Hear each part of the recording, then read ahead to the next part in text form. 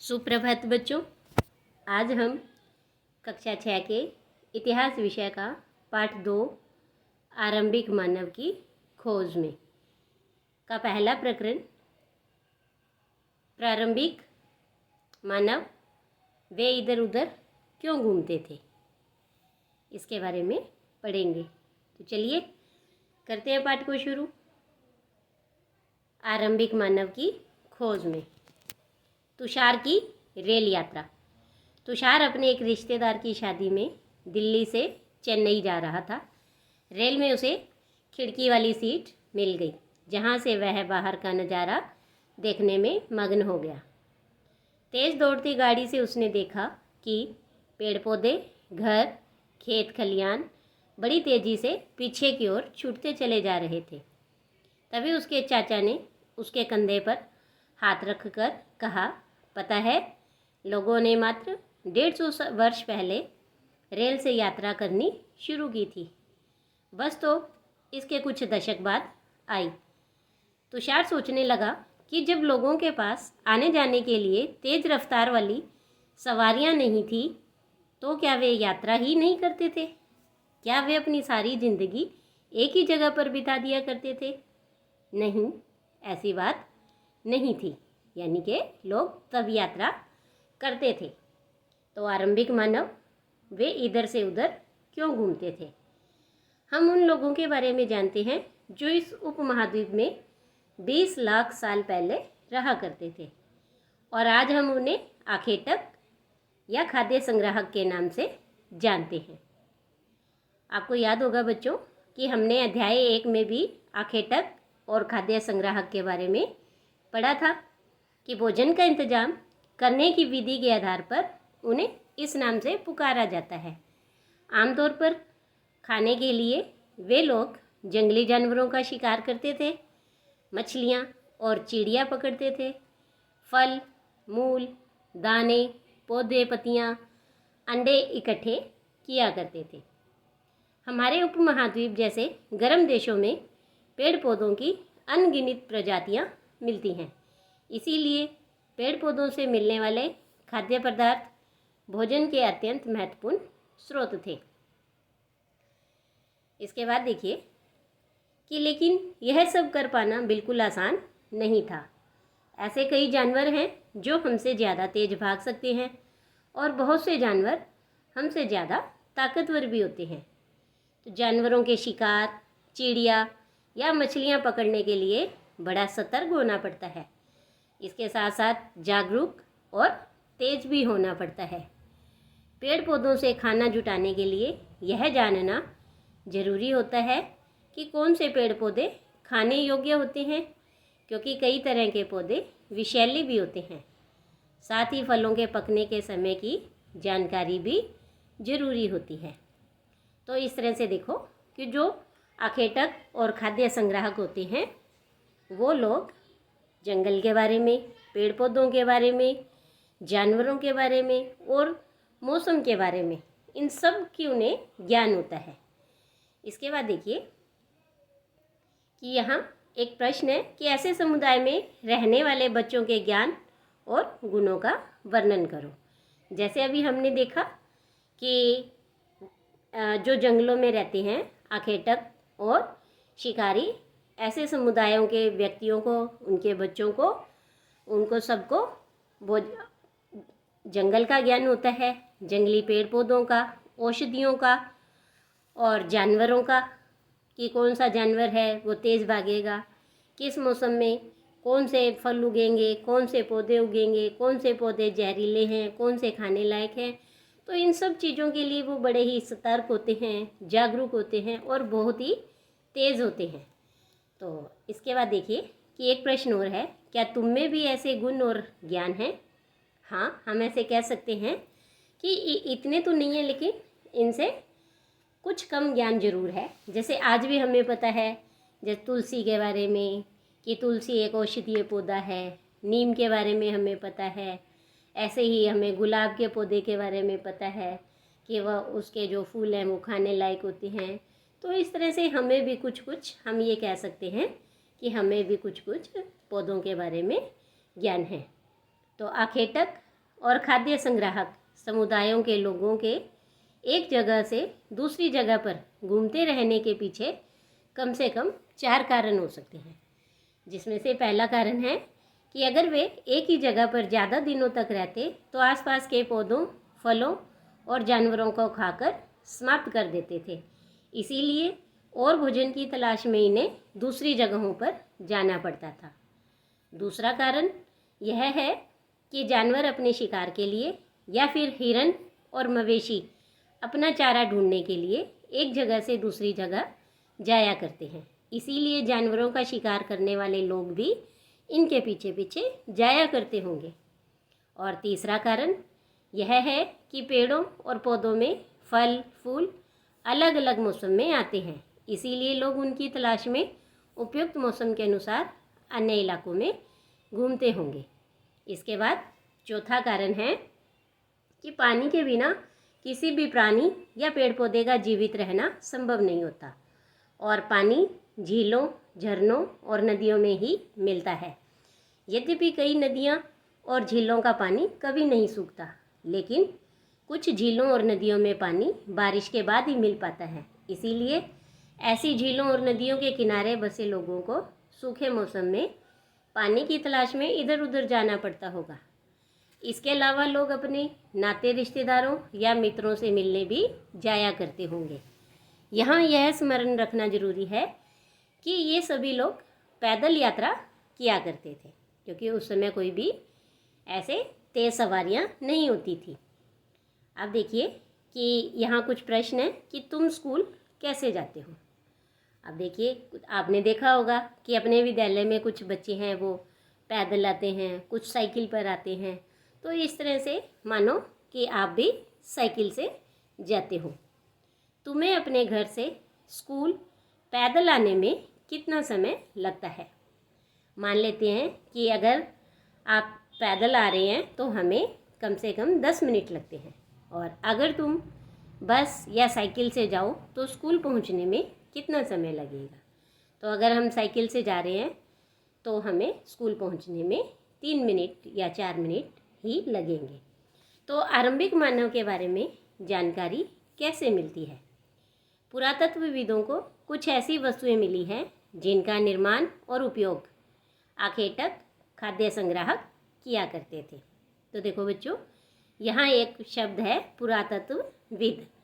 हमने ये अध्याय 1 में पढ़ा था कि पुरातत्वविद किसे कहते हैं, कि ऐसा व्यक्ति जो अतीत में बनी हुई और अतीत में प्रयोग में लाई जाने वाली वस्तुओं का अध्ययन करता है, उसे पुरातत्वविद कहते हैं। और ये पुरातत्वविद हैं जो पत्थर और ईंटों से बनी इमारतों के अवशेषों का, चित्रों का, मूर्तियों का, इन सब का अध्ययन करते हैं। वे औजार, हथियार, बर्तन, आभूषण और सिक्कों की प्राप्ति के लिए भी छानबीन और खुदाई करते हैं। ये हमने इनके बारे में अध्याय 1 में पढ़ा था। तो यह संभव है कि लोगों ने अपने काम के लिए पत्थरों, लकड़ियों और हड्डियों के औजार बनाए हों, और इनमें से पत्थरों के औजार आज भी बचे हैं। तो देखिए बच्चों, ऊपर आपको 5 चित्र दिखाई दे रहे हैं। तो ये चित्र क्या है, इसमें देखिए कि ये सारे जो जितने भी चित्र हैं ये सारे पत्थर से बने हुए औजारों के हैं। जो क्या चित्र है, ये पत्थरों से बने हुए प्राचीनतम औजार हैं। और ये जो चित्र ख में आपको चित्र दिखाई दे रहे हैं पत्थर, इन्हें कई हजार साल बाद बनाया गया। और चित्र ग में देखिए आप कि इन्हें और बाद में बनाया गया। फिर चित्र घ में देखिए कि इन्हें लगभग 10,000 साल पहले बनाया गया था। इसके बाद चित्र ण, इसमें देखिए कि इन्हें कहते हैं गुटिका, यानी प्राकृतिक पत्थर हैं। तो इस तरह से देखिए कि हमने देखा अलग अलग पत्थर के औजारों के बारे में, कि यहाँ पत्थर के औजारों के कुछ उपयोग बताए गए हैं। ऐसे कामों की एक सूची बनाइए जिनमें इस तरह के औजार काम आते हैं, और बताओ कि इनमें से कौन कौन से काम सामान्य पत्थर से किए जा सकते हैं। तो देखिए कि जो इस तरह से पत्थर के औजार हैं, इनसे फल फूल काटने, हड्डियाँ और मांस काटने, पेड़ों की छाल और जानवरों की खाल उतारने के लिए किया जाता है। कुछ के साथ हड्डियाँ या लकड़ियों के मुट्ठे लगाकर भाले और बाण जैसे हथियार भी बनाए जाते थे। कुछ औजारों से लकड़ियाँ काटी जाती थी। लकड़ियों का उपयोग ईंधन के साथ साथ झोंपड़ियाँ और औजार बनाने के लिए भी किया जाता था। तो इस तरह से जो ये पत्थर के औजार थे, इनसे कई काम लिए जाते थे। तो ये देखिए बच्चों कि यहाँ पर भी आपको दो पत्थर के औजार और उनके उपयोग दिखाई दे रहे हैं। तो सबसे पहले देखिए कि बाएं की जो तरफ चित्र है, इसमें जो ये इंसान के खाने योग्य जड़ों को खोदने के लिए इस पत्थर के औजार का उपयोग किया जाता था। और जो ये दाईं तरफ है, इसमें जानवरों की खाल से बने वस्त्रों को सिलने के लिए किया जाता था। तो जानवर की खाल को सिलकर वस्त्र बनाए जाते थे इस पत्थर के औजार से। इसके बाद हम बात करेंगे रहने की जगह निर्धारित करना, कि जो आरंभिक मानव है वो कहाँ रहते थे। मानचित्र 2 को देखिए। जो इस मानचित्र 2 में लाल त्रिकोण वाले स्थान हैं, वे पूरा स्थल हैं। तो ये देखिए कि हम यहाँ पर इस मानचित्र को देखते हैं और इसमें ये देखिए जो लाल त्रिभुज वाले स्थान आपको इसमें दिखाई देंगे, ये सारे क्या हैं, पूरा स्थल हैं। जैसे कि ये भीमबेटका, कुरनूल गुफाएं, हुंसगी, इस तरह से जो ये आपको यहाँ पर लाल त्रिभुज के चित्र दिखाई दे रहे हैं, ये पूरा पाषाणिक पूरा स्थल है। अब देखिए आगे इसके बाद कि जहाँ पर आखेटक खाद्य संग्राहकों के होने के प्रमाण मिले हैं। इनके अलावा भी और भी कई स्थानों पर आखेटक और खाद्य संग्राहक रहते थे। मानचित्र में सिर्फ कुछ गिने चुने स्थान ही चिन्हित किए गए हैं। कई पुरास्थल नदियों और झीलों के किनारे भी पाए गए हैं। इसके बाद देखिए कि हम बात कर रहे थे पुरास्थल के बारे में। चूँकि पत्थर के जो उपकरण हैं वो बहुत ही महत्वपूर्ण थे, इसलिए लोग ऐसी जगह ढूंढते रहते थे कि जहाँ अच्छे पत्थर मिल सके, जहाँ लोग पत्थरों से औजार बनाते थे, और उन स्थलों को उद्योग स्थल कहते थे। हमें इन उद्योग स्थलों के बारे में जानकारी कैसे मिलती है? आमतौर पर हमें ऐसी जगहों पर पत्थर के बड़े बड़े टुकड़े मिलते हैं और ऐसे उपकरण भी मिलते हैं जिन्हें लोग इन स्थलों पर छोड़ गए होंगे, क्योंकि वे ठीक नहीं बने होंगे। साथ ही औजार बनाने के बाद पत्थरों के टूटे फूटे टुकड़े भी इन स्थलों पर मिलते हैं। कभी कभी लोग इन स्थलों पर कुछ ज़्यादा समय तक रहा करते थे। ऐसे स्थलों को आवासीय और उद्योग स्थल कहते हैं। तो देखो बच्चों कि आपको यहाँ एक चित्र दिखाई दे रहा है और ये है गुफा। देखो पत्थर से बनी हुई गुफा का ये चित्र है। तो देखिए ये गुफा कहाँ पर है? तो ये है भीमबेटका, आधुनिक मध्य प्रदेश के अंदर। आवासीय पुरास्थल उन्हें कहते हैं जहाँ लोग रहा करते थे। इनमें गुफाओं और कंदराओं जैसे वे स्थल होते हैं जिन्हें यहाँ दर्शाया गया है। लोग इन गुफाओं में इसलिए रहते थे क्योंकि यहाँ उन्हें बारिश, धूप, हवाओं से राहत मिलती थी। ऐसी प्राकृतिक गुफाएं विंध्य और दक्कन के पर्वतीय इलाकों में मिलती है जो नर्मदा घाटी के पास है। तो देखिए बच्चों यहाँ एक प्रश्न है कि क्या तुम बता सकते हो कि रहने के लिए लोगों ने यह जगह क्यों चुनी होगी? तो देखो हमने देखा कि जो ये भीमबेटका स्थल है, हम इस मानचित्र में देखते हैं कि हमने देखा कि नर्मदा नदी के आसपास बने हुआ है ये भीमबेटका स्थल। और लोगों ने रहने के लिए इस जगह को इसलिए चुना क्योंकि यहाँ पर बहुत सी ऐसी गुफाएं और कंदराएं थी जहाँ की वो बारिश, धूप और हवाओं से उन्हें सुरक्षा मिलती थी। ये गुफाएं नर्मदा घाटी के पास में स्थित थी, जैसा कि हमने अभी इस चित्र में देखा। और उन्हें रोजाना की जो आवश्यकता की चीज़ें थी वो उन्हें आसानी से यहाँ उपलब्ध हो जाती थी। इसीलिए लोगों ने रहने के लिए ये भीमबेटका वाला स्थान है, ऐसी गुफाएं हैं, वो चुनी थी। इसके बाद देखिए कि एक प्रश्न और है कि अगर तुम्हें अपने निवास स्थान के बारे में बताना पड़े तो तुम इनमें से कौन सा नाम चुनोगे?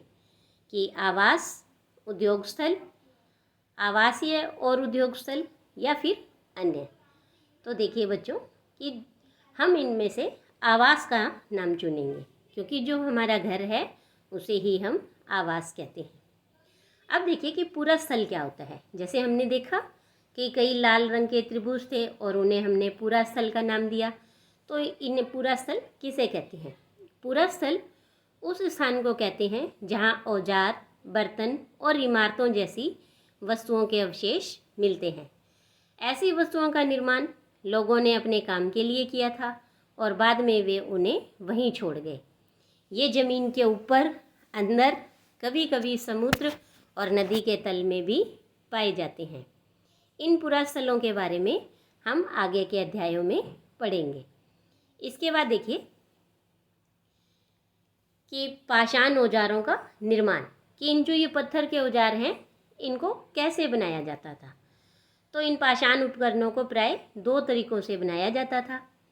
तो सबसे पहला तरीका है पत्थर से पत्थर को टकराना, यानी जिस पत्थर से कोई औजार बनाना होता था उसे एक हाथ में लिया जाता था और दूसरे हाथ से एक पत्थर का हथौड़ी जैसा इस्तेमाल होता था, और इस तरह से आघात करने वाले पत्थर से दूसरे पत्थर पर तब तक शल्क निकाले जाते हैं जब तक वांछित आकार वाला कोई उपकरण न बन जाए। जैसे कि देखो आपको इस चित्र में दिखाई भी दे रहा है ना, कि एक हाथ में ये पत्थर लिया हुआ है और दूसरे हाथ से एक दूसरे पत्थर से उसके ऊपर चोट की जा रही है और यहाँ से ये एक शल्क है वो निकाला जा रहा है, और इस दूसरे पत्थर से तब तक इस पर बार बार चोट करते रहेंगे जब तक इस पत्थर की कोई औजार ना बन जाए, कोई उपकरण ना बन जाए। और दूसरा तरीका होता है दबाव शल्क तकनीक।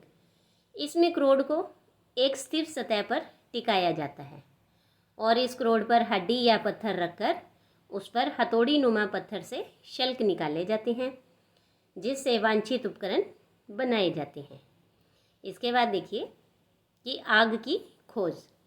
मानचित्र 2 में कुरनूल की गुफा ढूंढो, जो अभी हमने मानचित्र देखा था, हम उसमें उसे दोबारा देखते हैं और इसमें कुरनूल की गुफा ढूंढते हैं।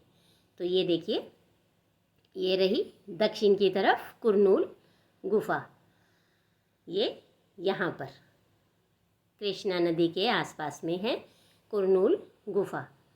अब इसके बाद देखिए कि यहाँ पर राख के अवशेष मिले हैं। तो एक सीधा सा प्रश्न बनता है कि राख के अवशेष कहाँ मिले हैं? तो कुरनूल गुफा में के आसपास राख के अवशेष मिले हैं। इसका मतलब यह है कि आरंभिक लोग आग जलाना सीख गए थे। आग का इस्तेमाल कई कार्यों के लिए किया गया होगा, जैसे कि प्रकाश के लिए, मांस भूनने के लिए और खतरनाक जानवरों को दूर भगाने के लिए। ऐसे आदि कई कार्यों के लिए आग का प्रयोग किया होगा। इसके बाद देखिए बच्चों कि आप ये सोचें कि आज हम आग का उपयोग किस लिए करते हैं। तो देखो बच्चों, जैसे खाना बनाने के लिए हम आग का उपयोग करते हैं, गर्मी प्राप्त करने के लिए करते हैं, उद्योगों में उत्पादन करना है, किसी भी वस्तु का निर्माण करना है तो बड़ी बड़ी फैक्ट्रियों में आग का उपयोग किया जाता है, ईंटें बनाने के लिए, मिट्टी के बर्तन पकाने हों तब भी आग का उपयोग किया जाता है, और शवदाह के लिए। ऐसे आदि हजारों काम हैं जिसमें हम आग का उपयोग करते हैं। तो आज के लिए इतना ही। धन्यवाद।